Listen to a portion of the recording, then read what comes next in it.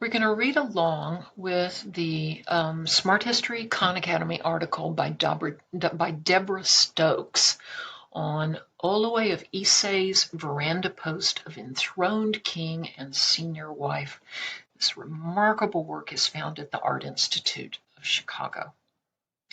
Like sculpture in medieval Europe, often created to embellish architecture, this magnificent work was commissioned for a principal entryway, originally one in a suite of 5 veranda posts, hand-carved from one sizable piece of high-density hardwood timber.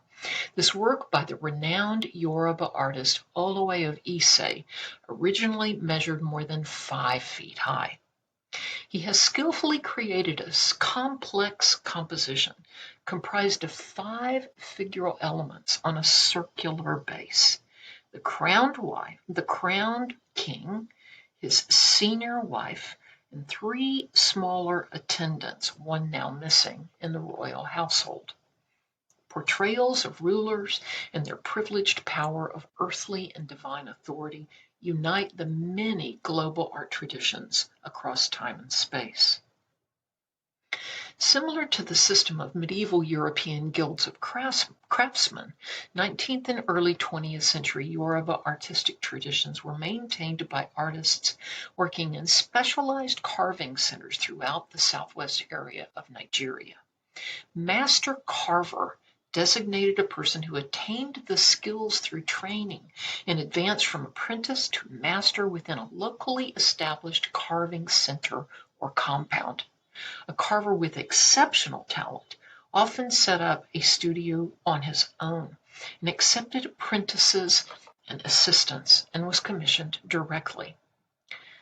One great master carver, Olowe of Ise, became a widely celebrated artist for his virtuosity of invention and design, developed through the production of a range of notable and important royal commissions in the early 20th century.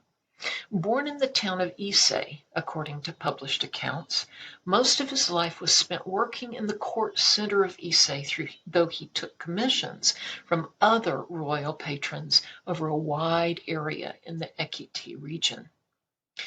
Olowe's highly original and unique style results from the variety of elements and details that he has made his own and that can be found in many of his published works.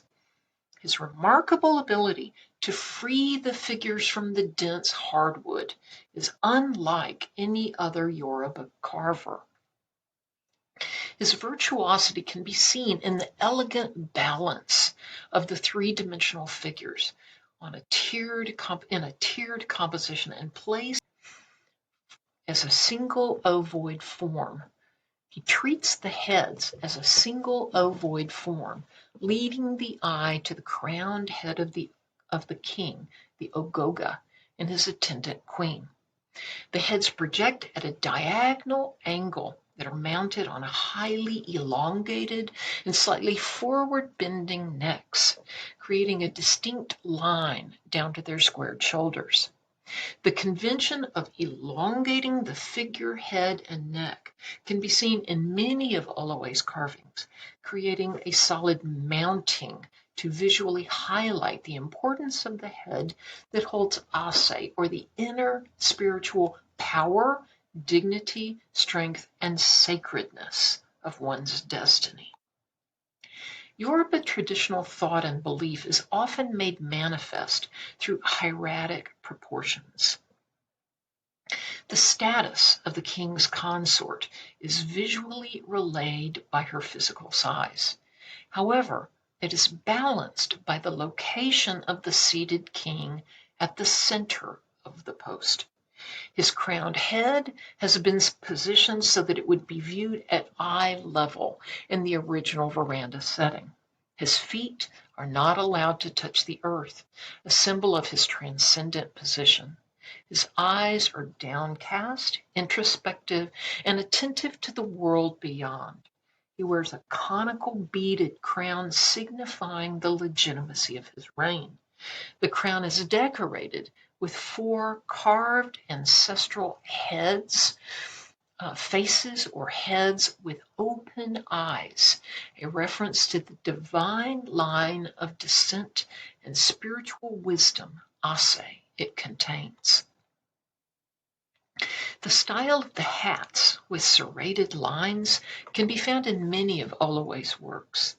In traditional Yoruba religious belief, the crown is the key emblem of the power of a sanctified reign, signaling the transformation of the human wearing it into a conduit to the spiritual ancestral realm. Three small figures, scaled according to culturally specific status, are at the base. A female who kneels in a gesture of humility and reverence, a standing court messenger identified by his half-shaved head, playing a flute, announcing the king's presence, and a third, now missing, standing while holding a large circular fan, emblem of royalty, and Osun, the river deity.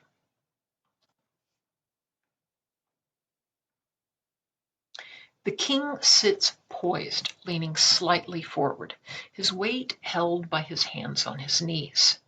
A bird at the summit of his crown, a sign of transformational abilities and the protection of ancestral mothers, is rendered with an elongated beak that extends down to touch the very center of the beaded crown.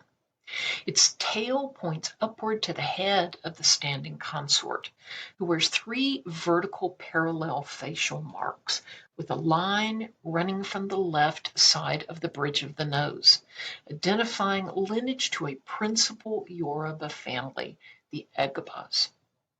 She displays a once common practice in the Ekiti area of filing the front teeth as a sign of beauty and of rank.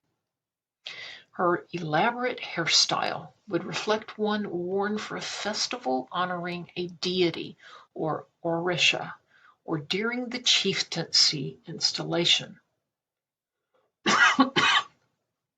On her back, Olowe has replicated the queen's striking scarification patterns that are associated with her community and high status. The formidable queen stands erect, behind and towering over the king, yet they are visually connected by her hands gently resting on the back of the throne.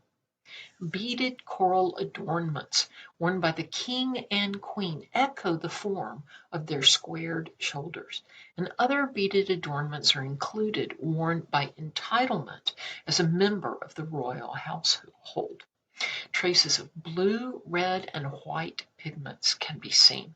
They were once most likely prominent, but the colors have faded over the time as the work was exposed to the outdoors. A suite of 5 architectural posts commissioned from Olowe by the crowned king, Ogoga, of the town of Ikere in Ekiti State, could be found situated in the principal entry to the local palace veranda and reception courtyard. 3 of the major carvings appear to be functional supports, extending to the top of the veranda roof. 2 multi-figural posts flank a central geometric form, while 2 others facing outward represent a senior mother presenting her twins and a royal equestrian. A smaller freestanding equestrian figural group is at the center. Photographed in situ more than 2 decades later, 1958 and 1964, 3 of the original works had been reinstalled under a newly replaced palace veranda. The enthroned king with his senior wife is repositioned at the center and facing outward toward visiting guests, flanked by the senior mother with twins and the royal equestrian. All 3 appear to be structural supports, and all 3 are now in American collections. Let's read about the global connections to this work. Olowe of Ise was flourishing in southwest Nigeria in the early 20th century. coinciding with the time when early modernism was emerging in the avant-garde circles in Paris studios. African art was displayed in the Trocadero Ethnography Museum in Paris, arriving in the late 19th century as a result of scientific expeditions and colonial conquest. Constantine Brancusi would have been inspired by works from Francophone colonies, as King of Kings demonstrates. Similar to Olowe's veranda posts, this work was originally intended to stand in an architectural space called the Temple of Meditation, a private sanctuary commissioned in 1933 by the Maharaja Yeshwant Rao Holkar of Indore.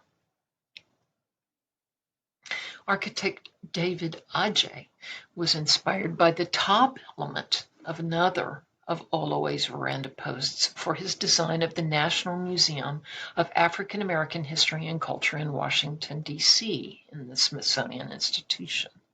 Depicting a notable equestrian leader, the multi-figural veranda poses on long-term loan from the Museum of Five Continents, Munich, Germany, and installed on the fourth floor.